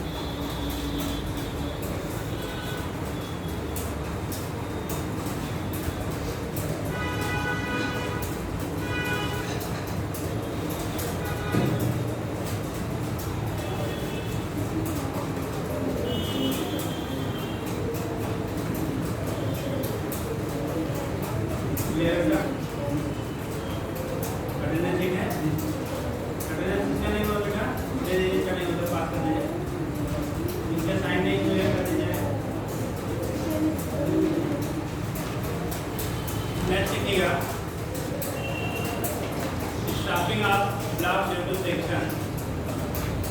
अगला concept stopping up block due to section. Stopping up block due to section. तो एक्शन करना है क्या बेटा एक्शन? हाँ? ये परमानेंट एक्शन हो गया। डॉक्टर बनने के बहुत खत्म हो गया। चार्ज करने पड़ते तब जाके बन पाते हैं। ऐसे अगर चार्ज पढ़ के हो जाए तो डॉक्टर नजर आए हैं, पेशेंट कोई रहे ही ना।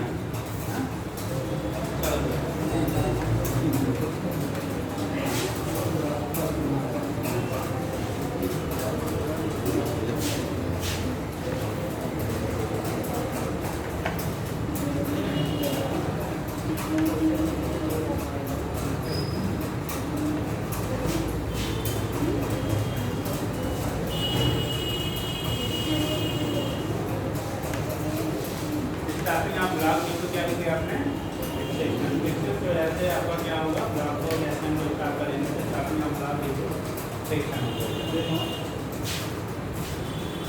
जब लोग यहाँ पे ब्लॉक को क्या कर रहे हैं रोक रहे हैं किसकी वजह से सेक्शन की वजह से कितना डिस्टेंस करके वो रुक जाएगा। तो सपोज करिए तो ब्लॉक है बेटा मास इसका एम है इनिशियली बी वेलोसिटी से मूव कर रहा था क्या कर रहा था बी वेलोसिटी से मूव कर रहा था। ये काफी डिस्टेंस यह कवर करने के बाद सपोज है यहाँ से यह डिस्टेंस कवर करने के बाद ये रुक जा रहा है, ठीक। यह डिस्टेंस कवर करने के बाद रुक जा रहा है। एस की वैल्यू के बाद में फाइंड करना होता है। अब इस वेलोसिटी को जब ये कर रहा है बेटा इसका सेक्शन को सीधा रहेगा, सेक्शन को सीधा काम करेगा नीचे की तरफ। और सर यहाँ हम लगाओ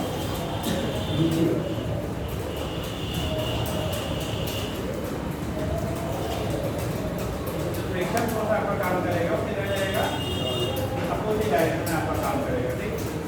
जो सेक्शन फोर्स आपका है वो अपोजिट डायरेक्शन लग रहा है इधर, ठीक।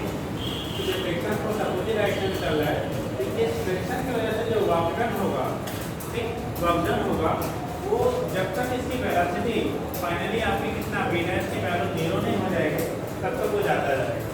आपने पढ़ा हुआ कंजर्वेशन ऑफ एनर्जी, अगले चैप्टर में हम लोग दोबारा डिस्कस करेंगे।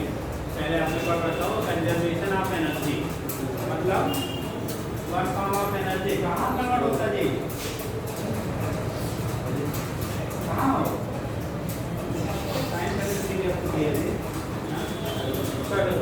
तो one form of energy will be converted to क्या अदर फॉर्म ऑफ एनर्जी। एक फॉर्म एनर्जी का जो होता है दूसरे फॉर्म ऑफ एनर्जी में क्या होता है आपका कन्वर्ट होता है। ठीक, तो अभी पहले स्टार्टिंग टाइम पे क्या है इसके पास वेलोसिटी, और वेलोसिटी है कौन सी एनर्जी होगी, काइनेटिक एनर्जी।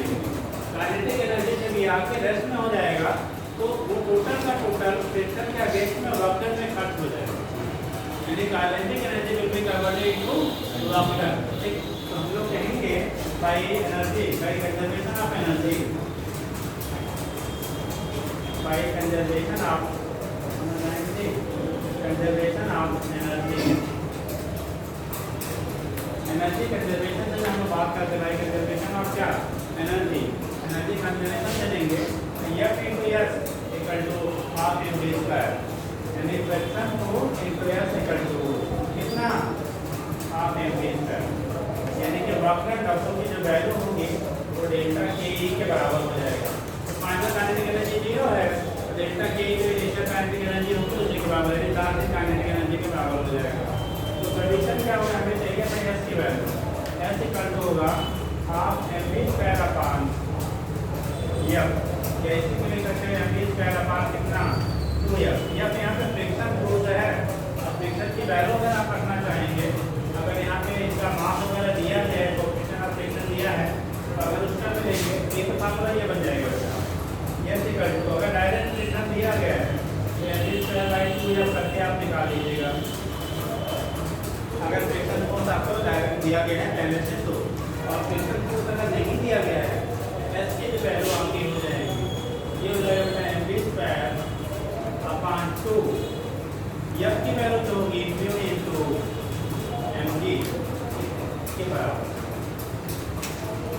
तो जैसा भी रिलेशन आपको जितना इंफॉर्मेशन दिया है उसके अकॉर्डिंग आके हम लोग कैलकुलेट करेंगे। ये हो गया कि अगर किसी ब्लॉक को आप स्टार्ट कर रहे हैं ड्यू टू फ्रिक्शन तो कितना डिस्टेंस चल के वो रुक जाएगा, फ्रिक्शन की वजह से कितना डिस्टेंस चल के हो क्या करेगा रुक जाएगा। आप यहाँ से दिखा देते हैं। ठीक, ये करिए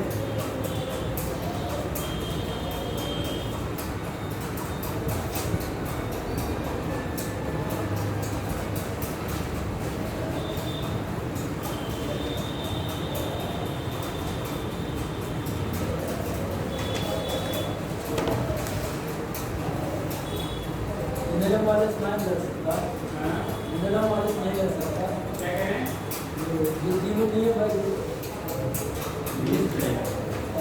ब्लड के नियम वाला और मान से लगाएंगे तो पहले आपको क्या निकालना पड़ेगा एक्सेलरेशन रिटार्डेशन, फिर वही मिलेगा। इसमें सर जी ये फ्रिक्शन को ऐड करने की बात नहीं कर रहा, इसमें फ्रिक्शन को कैसे ऐड करने की फ्रिक्शन की वजह से रिटार्डेशन निकाल लो, S equal to m into a equal to f by m कर लेंगे, तो m इनटू g आ जाएगा, m इनटू क्या g हो जाएगा, और जब ये g हो जाएगा तो आपको मिल गया रिटार्डेशन, और b square equal to u square plus 2a लगा दीजिए, तो b की वैल्यू फाइंड 0, u स्क्वायर की जगह पर हो गया क्या v, बस हल्का एक्सेलरेशन के म्यूजी आएगा, एक्सीलरेशन की वैल्यू माइनस कीजिए, रिटार्डेशन का काम करेगा। यहाँ से यहाँ अगर आप हटाना चाहते हो आर करके देखो यहाँ दोनों जगह ऊपर नीचे क्या कर दीजिए ऐसे आर करके लिख सकते हैं ऐसे कर दो 20/2 मिल गया है। तो ये वाला रिलेशन जब आप यहाँ को हटा देंगे ना वहाँ से निकालेंगे तो ये वाला रिलेशन बनेगा, ठीक है। तो उस कंडीशन से ये वाला रिलेशन फाइनली आपको मिल जाएगा। हो गया?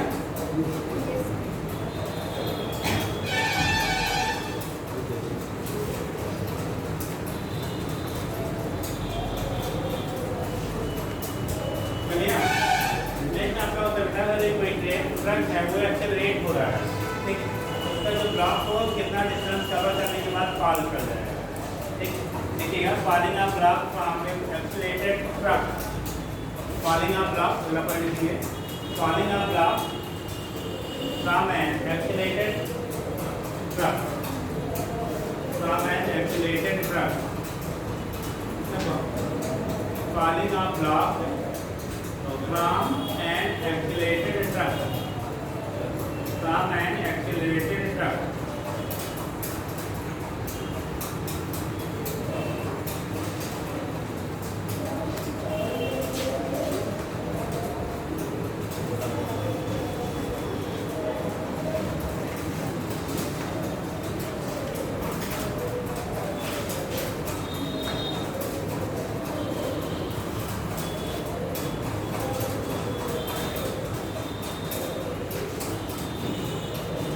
ब्लॉक सामान एक्टिवेटेड कर, ठीक। अगर ब्लॉक को आप क्या करते हैं, पास में साइन हो कैसे करता है, तो बचे हैं साइन करता हो क्या, फॉलिंग ऑफ ब्लॉक सामान एक्टिवेटेड कर, एक्टिवेटेड करते अगर कोई ब्लॉक आपका फॉल कर रहा है, तो ये अगर ब्लॉक एक्टिवेटेड ब्लॉक से क्या कर रहा है, फॉल कर रहा है, उस कंडीशन में क्या होगा, किस कंडीशन में कितना डिस्टेंस कवर करने के बाद फॉल करेगा। जैसे सपोज है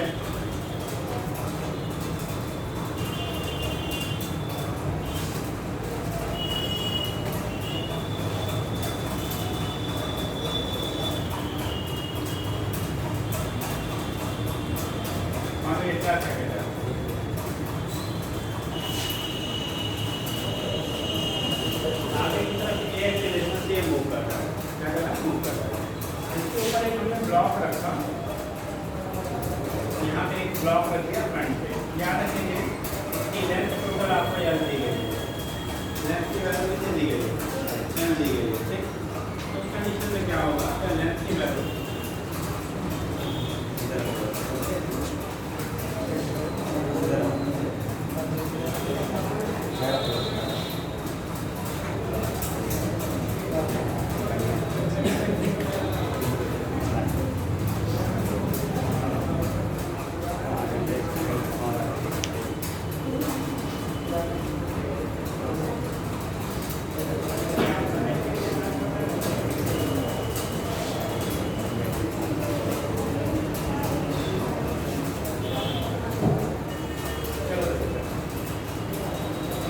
आपका आगे की तरफ एक्सीलरेट हो रहा है, आगे की तरफ क्या हो रहा है आपका एक्सीलरेट हो रहा है।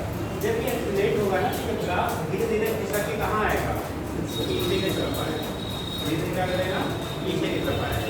तो बोला जाता है कितना टाइम के बाद ये गिर जाएगा, अगर यहाँ पे फ्रिक्शन ना हो तो, ठीक। और अगर फ्रिक्शन होगा तो मिनिमम कितना फ्रिक्शन होना चाहिए कि गिरे ना। दो टाइप के क्वेश्चन बनते हैं, एक होता फ्रिक्शन ना हो तो कितने टाइम के बाद खिसक के गिर जाएगा, दूसरा अगर फ्रिक्शन है तो कितना मिनिमम फ्रिक्शन होना चाहिए कि वो वहाँ पे ड्रॉप ना करे, यानी अपनी पोजीशन से शिफ्ट ना हो। तो दो टाइप के कंडीशन होता है। इसका ए पॉइंट मिलेगा इफ ट्रक इज फ्रिक्शनलेस, यानी कि friction between block, friction between block and truck is 0। क्या हो, अगर फ्रिक्शन ना हो तो उस केस में कितने टाइम के बाद वो ड्रॉप करेगा। यहाँ पे दिखाते हैं हमारा इधर की तरफ बेटा, जब ये एक लेसन से जाएगा तो आपने पता एक्शन रिएक्शन जितने से आगे जाएगा उतने से कहाँ आएगा, पीछे चलना चाहेगा। अगर फ्रिक्शन नहीं होगा तो ये एक्सीलरेशन से ये भी बैक साइड में आपका चलना स्टार्ट करेगा, ठीक। अगर फ्रिक्शन नहीं है, ये फ्रिक्शन बिटवीन ब्लॉक एंड क्या ट्रक इज 0, अगर 0 है तो उस केस में क्या होगा, एक्सीलरेशन ऑफ ब्लॉक,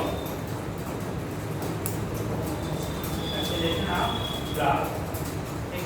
इसमें जो एक्सीलरेशन आपका होगा ब्लॉक पे कितना हो जाएगा, तो ए की जो वैल्यू यानी कि यहाँ पे जो एक्सीलरेशन होगा इक्वल टू हमारा ए हो जाएगा, यानी कि किधर जितना आपका ट्रक आगे तो ये पीछे से लगता है उसी एक्सीलरेशन से जाएगा, ठीक। इस केस में time taken falling, time taken in falling the block, in falling the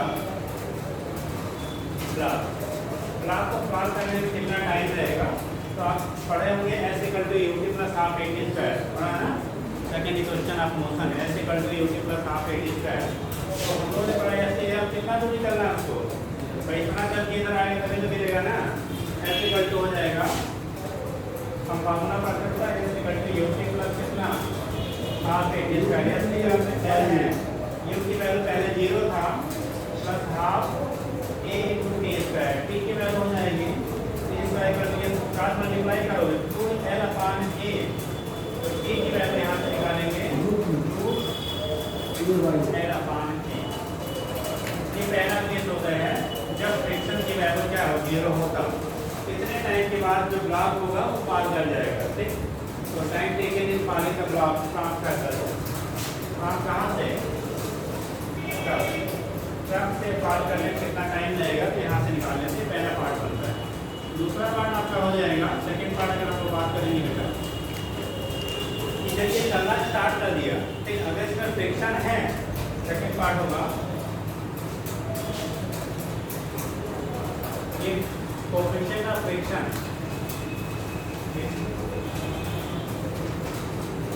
coefficient of friction between block and truck, block and truck, block और ट्रक के बीच में कोएफिशिएंट ऑफ फ्रिक्शन है इसकी वैल्यू कितना है म्यू। तो देखना जब ये एक एक्सीलरेशन से बैक साइड में आना चाहेगा ना तो फ्रिक्शन की वजह से बेटा क्या करेगा, जो फ्रिक्शन है उसकी वजह से फोर्स हमारा कहाँ देगा, फ्रिक्शन फोर्स इधर की तरफ करना स्टार्ट करेगा। अब अगर इसका एम ए यानी इससे जो फोर्स कर रहेगा एम ए जो रहेगा एम ए की वैल्यू ग्रेटर देन क्या हो या वो तब ये तो ये पीछे खिंचेगा, और अगर एम ए की वैल्यू क्या है लेस देन या बराबर या है तो खिंचेगा नहीं, ठीक। तो एक कंडीशन होगा to avoid sliding of block यह मस्ट बी इक्वल और ग्रेटर देन कितना एम ए, ठीक। इसका आपका पॉइंट कर लो फर्स्ट टू अवॉइड स्लाइडिंग। ये सब बेटा क्वेश्चन है जिससे आंसर बता दें सब क्वेश्चन वाले ही कॉन्सेप्ट हैं, ठीक है, क्वेश्चन डायरेक्ट नहीं बनते हैं। तो to avoid sliding of block,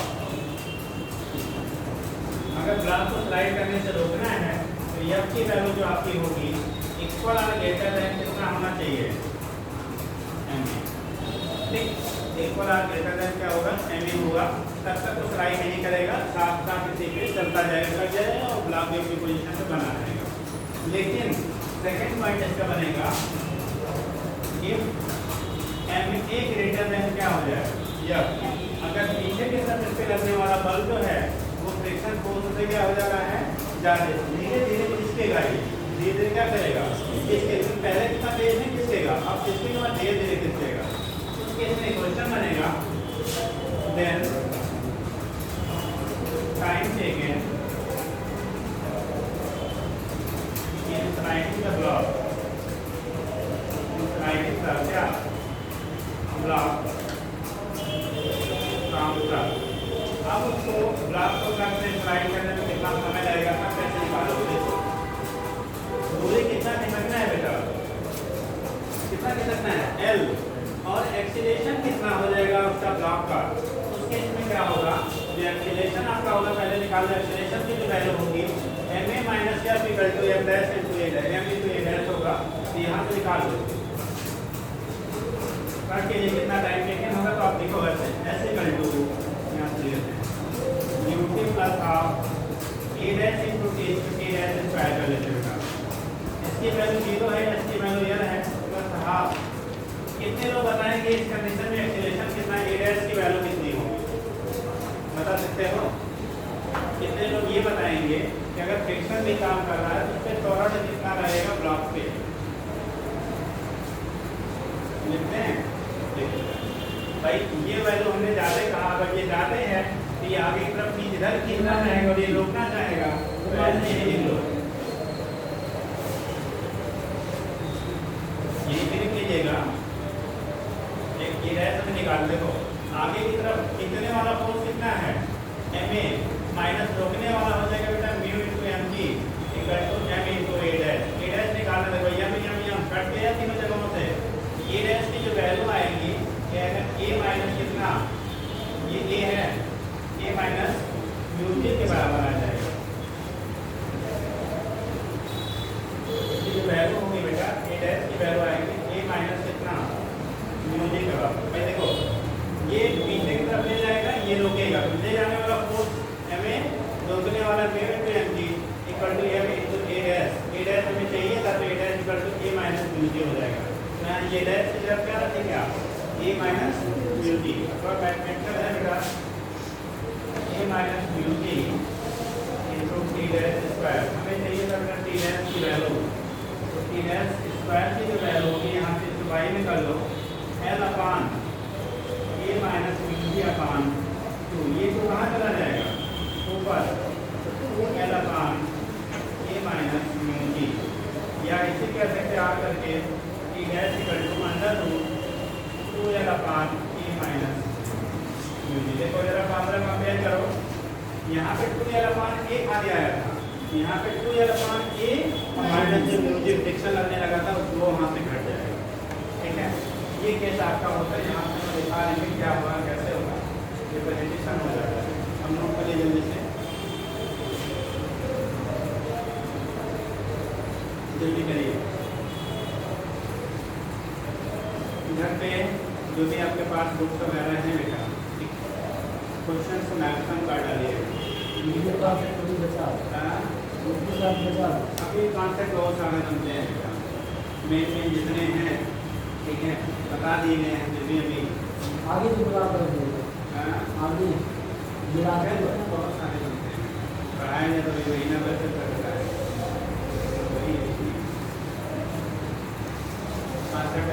समझाते जब लाइन चला जाता है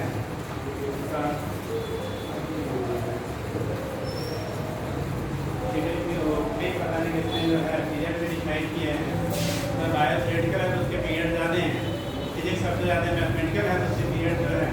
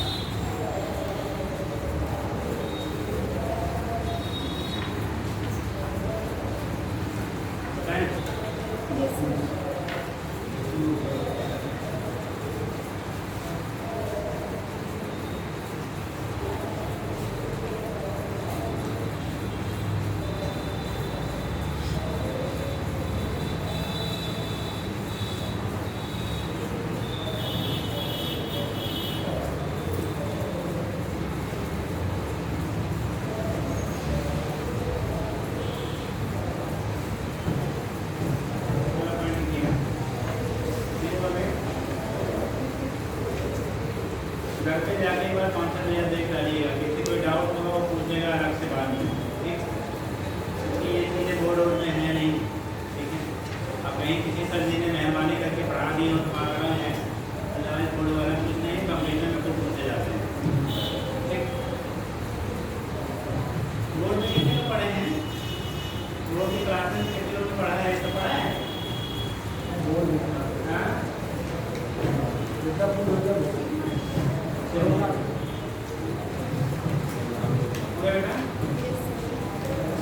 देखिए अगला लास्ट पॉइंट पर लीजिए ध्यान, motion of an insect in rough bowl, motion of an insect in rough bowl, ROUBS, rough bowl.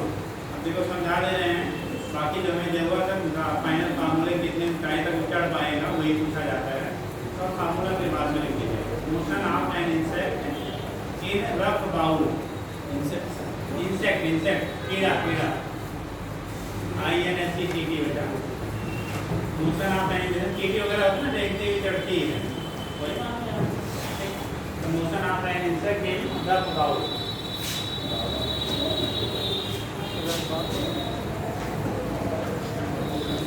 Motion of N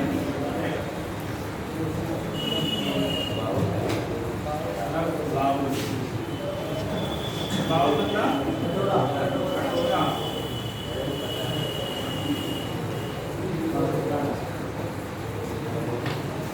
कहाँ तक समझ लीजिए, जैसे ये मान लो बाउल है, क्या है बाउल, घर में देखा होगा कटोरी कटोरा जो भी है, इसके जो रेडियस है बेटा ना वो आर है, रेडियस की वैल्यू जो है वो कितना है आर है। एक कोई इंसेक्ट है जो नीचे से उसके रेंगता हुआ ऊपर की तरफ जा रहा है, मान लो यहाँ से एक इंसेक्ट था ना, ये रेंगता हुआ यहाँ से ऊपर की तरफ जा रहा है, ठीक। तो अगर ये स्मूथ होता तब तो ऊपर जा ही नहीं पाता, तुरंत तो खिसक जाएगा, लेकिन इसमें रफनेस है, रफनेस की वजह से वो एक पर्टिकुलर पॉइंट तक हो जाएगा। अब कहाँ तक जा पाएगा डिपेंड करेगा उसमें जो रफनेस कितना है, फ्रिक्शन कितना है। तो फ्रिक्शन की वैल्यू अगर ज़्यादा होगी तो क्या करेगा वो जल्दी स्लाइड कर देगा, फ्रिक्शन की वैल्यू कम होगी तो कम होगी तो जल्दी स्लाइड कर, ज़्यादा होगा तो ज़्यादा ऊंचाई पे जाएगा। सपोज है इसी स्टैंड पे यहाँ से इस पोजिशन पे जाके यहाँ पे जाके फिर से खिसक जा रहा है, बैलेंसिंग पॉइंट है, ठीक। इस बैलेंसिंग पॉइंट की जो हाइट है यहाँ पे बेटा वो एच है, कितना है एच है। कोएफिशिएंट ऑफ फ्रिक्शन जो लग रहा है वो हमारा कितना है म्यू। इंसेक्ट और बाउल के बीच में जो कोएफिशिएंट ऑफ फ्रिक्शन है उसकी वैल्यू म्यू है। तो वेट जो आपका इंसेक्ट का होगा mg वो नीचे की तरफ काम करेगा बेटा, mg का एक कंपोनेंट इधर की तरफ आएगा mg, अगर ये थीटा है तो mg साफ थीटा हो जाएगा, और अगर थीटा हम यहाँ से ले रहे हैं तो mg साइन थीटा हो जाएगा। तो mg का साइन थीटा लेते हैं तो इसका एक कंपोनेंट इधर की तरफ आएगा जो mg का, तो mg cos थीटा हो जाएगा बेटा, अगर थीटा आपने यहाँ से कंसीडर किया तो, ठीक। अब इसकी वजह से फ्रिक्शन किधर रहेगा ऊपर, और जो वेट लग रहा है किधर लग रहा है नीचे। तो बैलेंसिंग पॉइंट में मैक्सिमम हाइट पे इधर लगने वाला फ्रिक्शन है तो इसके वेट को क्या करेगा mg sin थीटा को बैलेंस करेगा। तो पूछा जाता है तो मैक्सिमम कितने हाइट तक जा पाएगा, टोटल अगर एरिया आर है तो ये दूरी जो बचेगी वो आर माइनस एस होगा, ये हाइट ये यही एस हमें निकालना होगा। तो सब आ गए हैं तो आप लिख लीजिए, फोटो बना लीजिएगा, ठीक है।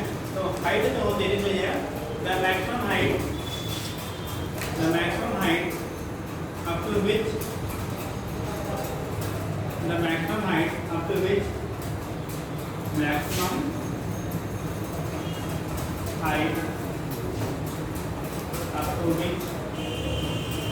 insect can crawl, crawl मतलब देखता हुआ कितनी ऊंचाई तक जा पाएगा। तो लिखिएगा एच के लिए, अब यहाँ पे कॉन्सेप्ट आएगा हमें बोलना पड़ा है, एच की वैल्यू लिखिएगा आर इन रेडियस, आर जो रेडियस है ब्रैकेट में 1, ठीक। देखिए आर ब्रैकेट में 1 माइनस 1 अपान 1 प्लस म्यू स्क्वायर, देख रहे हैं 1 प्लस ये वैल्यू होता है बेटा हमारा कितने हाइट तक क्या करेगा, ठीक है। एक मिनट अंदर रूट लेके लगा लेंगे, अंदर रूट 1 प्लस म्यू स्क्वायर होगा, ये वैल्यू मतलब ये कितने ऊंचाई से मैक्सिमम कर सकता है, ठीक। उसकी वैल्यू देखो, अब म्यू की वैल्यू ज़्यादा होगी तो उसकी हाइट क्या करेगा आपका, वहाँ से 1 माइनस है ना तो ये फैक्टर घटेगा, ही घटेगा तो वैल्यू क्या करेगी बढ़ेगी। तो उस कंडीशन में जितना कोएफिशिएंट ऑफ फ्रिक्शन म्यू की वैल्यू ज़्यादा होगी उतनी ज़्यादा ऊंचाई तक क्या करेगा इंसेक्ट ऊपर जा पाएगा, और जितनी वैल्यू कम होगी उतना कम हाइट तक जा पाएगा। तो यहाँ से हम लोग दिखा लेते हैं जितनी हाइट तक वो क्या करेगा मैक्सिमम पहुँच सकता है, उसके बेस पर प्रेजेंटेशन हो जाएगा इसका जितना कर कैसे। अभी चैप्टर तैयार ऑफिशियली खत्म हो गया बेटा, ठीक। निवेगा लगाना बेटा आपका काम है, कॉन्सेप्ट मैंने मैक्सिमम बता दिया है, जितना पूछा है उससे बता दिया गया। अभी कॉन्सेप्ट बनाए थे बहुत सारे बनते हैं इस चैप्टर में, पर ये है कि जहाँ से पूछे जाते बता दिए गए हैं, ठीक। आगे next word power energy start होगा।